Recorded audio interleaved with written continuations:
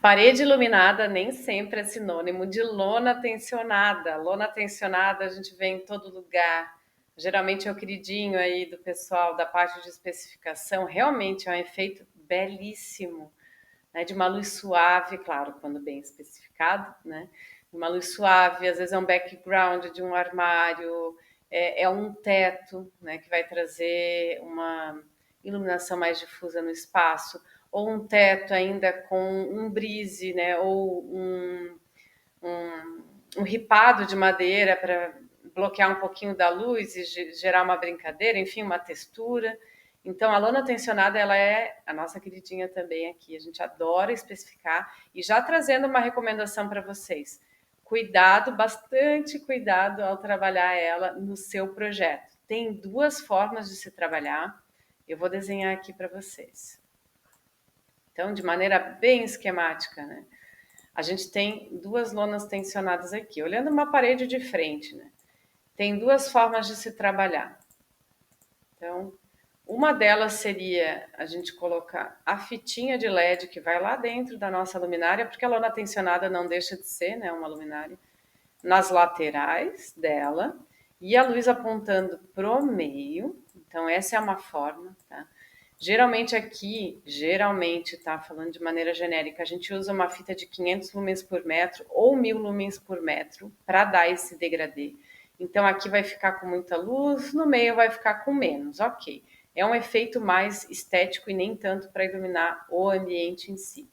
E a outra forma seria, olhando de frente à nossa lona, trabalhar essa fitinha listradinha. Então, fazendo aí listra, claro, essas listrinhas vão sendo instaladas aí pelo nosso eletricista.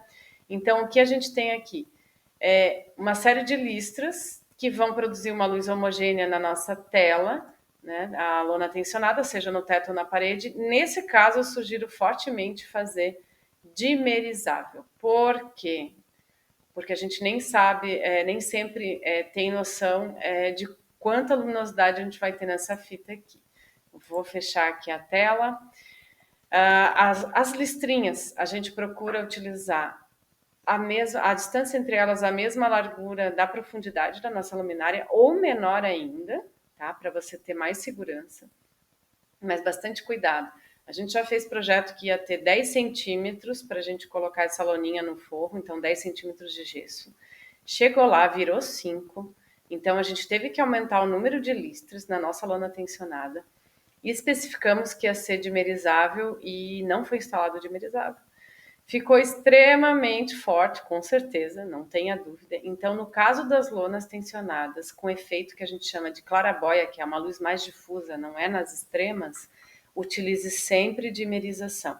Nem que seja aquele dimmer de parede simples, não tem automação, como é que eu vou fazer? Coloca no interruptor. É a melhor forma de você controlar a luminosidade.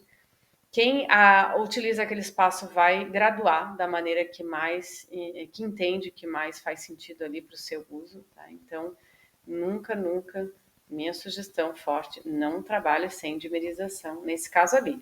Nas extremas, ok. Então, o que a gente viu aqui? Nessa vitrine, a lona tensionada curva, isso já é uma realidade que a gente tem no Brasil. Lembrando, as lonas, elas podem ser brancas ou com plotagem.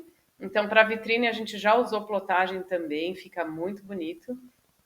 E alguns cuidados, né? Em geral, a sugestão que eu dou é não utilizar a luz tão amarelada. Aqui a gente já usou com 2.700, 3.000.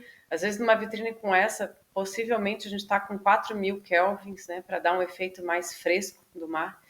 Se possível, faça testes, né? É uma plotagem, a gente nunca tem o controle.